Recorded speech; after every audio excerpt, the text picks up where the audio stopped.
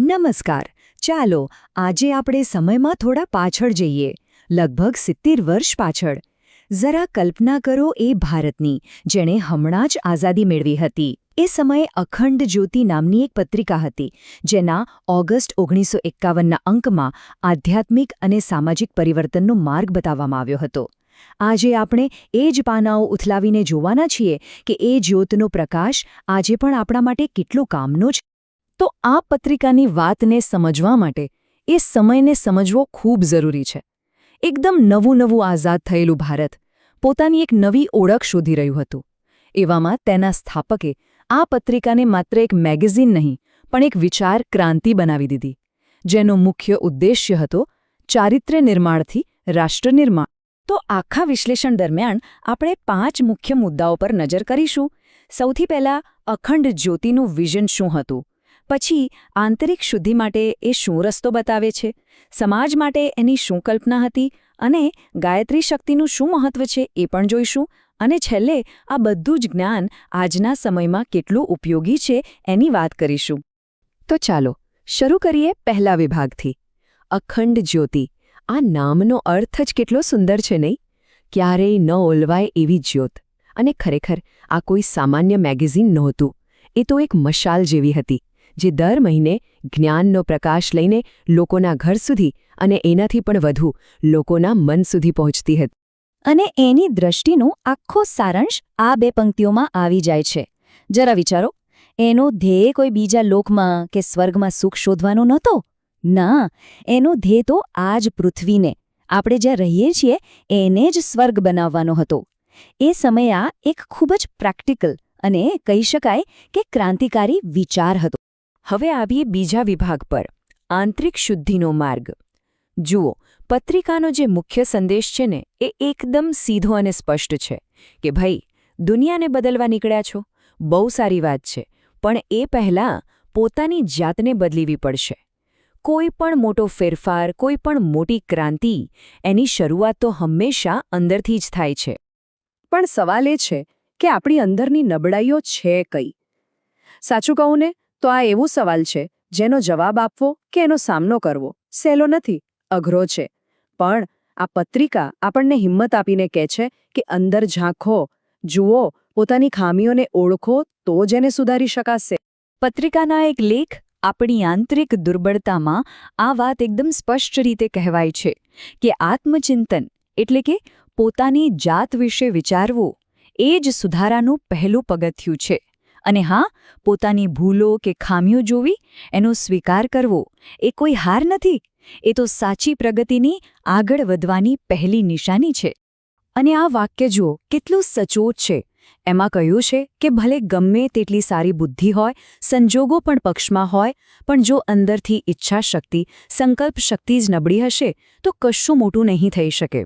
મતલબ કે અસલી તાકાત બહાર નથી, એ તો અંદર છે.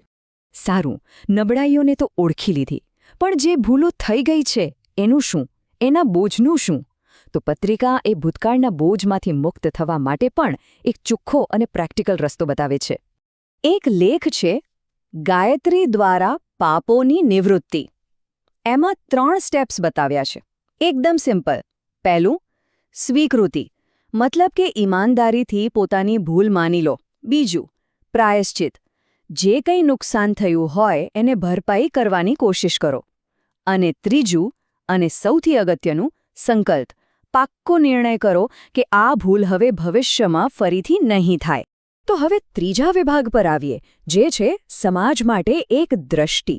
સ્વાભાવિક છે કે જ્યારે એક વ્યક્તિ સુધરે તો એની અસર આખા સમાજ પર પડે છે. તો ચાલો જોઈએ કે અખંડ જ્યોતિએ એક સારા સમાજ માટે કેવી દ્રષ્ટિ, કેવું વિઝન રજૂ કર્યું હતું. આ પત્રિકાનો જે પાયો છે એ વેદાંતના સિદ્ધાંત પર છે. હવે વેદાંત એટલે શું? એકદમ સાદા શબ્દોમાં કહું તો એ શીખવે છે કે આપણે બધા કોઈના કોઈ રીતે એકબીજા સાથે જોડાયેલા છીએ. આજ તો વસુધૈવ કુટુંબકમની ભાવના છે કે આખી દુનિયા એક પરિવાર છે. અને જ્યાં સુધી આ સમજણ ન આવે ત્યાં સુધી સમાજમાં સાચો સુમેળ આવવો મુશ્કેલ છે. અહીં જુઓ, એક તરફ દહેજ જેવી સામાજિક બદી છે અને બીજી તરફ એનો ઉકેલ છે સ્ત્રી શિક્ષણ. આ જ પત્રિકાની મુખ્ય સામાજિક દલીલોનો પાયો હતો. સમસ્યા બતાવવી અને સાથે સાથે એનો ઉકેલ પણ સૂચવવો. આ વાક્ય પર ધ્યાન આપો. કેટલું સ્પષ્ટ અને કડક છે. એ જમાનામાં દહેજ જેવી પ્રથા વિશે આટલા સખત શબ્દોમાં બોલવું એ ખરેખર એક હિંમતભર્યું પગલું હતું. પત્રિકા માટે આ કોઈ લેવડ-દેવડ નહોતી, પણ લગ્નની પવિત્રતા પર સીધો હુમલો હતો. તો પછી સ્ત્રી શિક્ષણ આટલું બધું જરૂરી કેમ હતું? કારણ કે પત્રિકા એને ખાલી એક અધિકાર તરીકે નહોતી જોતી. એના માટે તો એ રાષ્ટ્ર નિર્માણનો પાયો હતો. વિચાર એકદમ સ્પષ્ટ હતો. એક શિક્ષિત સ્ત્રી ફક્ત પોતાનો વિકાસ નથી કરતી, એ તો આખા પરિવારને, આવનારી પેઢીને અને આખા દેશને આગળ લઈ જાય છે. હવે આપણે ચોથા વિભાગમાં પ્રવેશીએ. ગાયત્રીની શક્તિ. તો અત્યારે સુધી આપણે આંતરિક શુદ્ધિની વાત કરી, સામાજિક પ્રગતિની વાત કરી, પણ આ બંનેને જોડે છે શું? પત્રિકા મુજબ એ કડી છે ગાયત્રીની શક્તિ. જાણે કે માણસની અંદર છુપાયેલી ક્ષમતાઓને ખોલવાની એક માસ્ટર કી. અહીં ગાયત્રી મંત્રને ફક્ત એક મંત્ર કે જાપ તરીકે નથી જોવામાં આવ્યો. એનાથી ઘણું વિશેષ. એને આત્મપરિવર્તન માટેનું, સેલ્ફ ટ્રાન્સફોર્મેશન માટેનું એક પાવરફુલ ટૂલ ગણાવ્યું છે. મૂળભૂત રીતે એ સદ્બુદ્ધિ માટેની પ્રાર્થના છે. અને સારી બુદ્ધિ હોય તો આધ્યાત્મિક અને માનસિક શુદ્ધિ આપોઆપ થાય. એમ સમજો કે ગાયત્રી એક પુલ જેવો કામ કરે છે. એક તરફ છે વ્યક્તિગત આધ્યાત્મિક શાંતિ અને બીજી તરફ છે એક સારો સમાજ બનાવવાનું લક્ષ્ય. ગાયત્રી આ બંનેને જોડી દે છે. આ થિયરી અને પ્રેક્ટિસનું કેટલું સુંદર મિશ્રણ છે, નહીં? અને આ જ્ઞાન ફક્ત પુસ્તકોમાં જ ન રહે. એના માટે પત્રિકાએ એક પૂરી યોજના બનાવી હતી કે ગાયત્રીના જ્ઞાનને લોકો સુધી કેવી રીતે પહોંચાડવું. મુખ્ય હેતુ એ જ હતો કે આધ્યાત્મિકતા કોઈ અમુક લોકોની મિલકત ન બની રહે, પણ દરેક વ્યક્તિ સુધી પહોંચે, દરેકને એનો લાભ મળે. અને હવે આપણા છેલ્લા 5મા વિભાગ પર આવીએ. કાલાતીત જ્ઞાન. આટલી બધી ચર્ચા પછી ચાલો હવે એ બધી વાતોનો સાર કાઢીએ.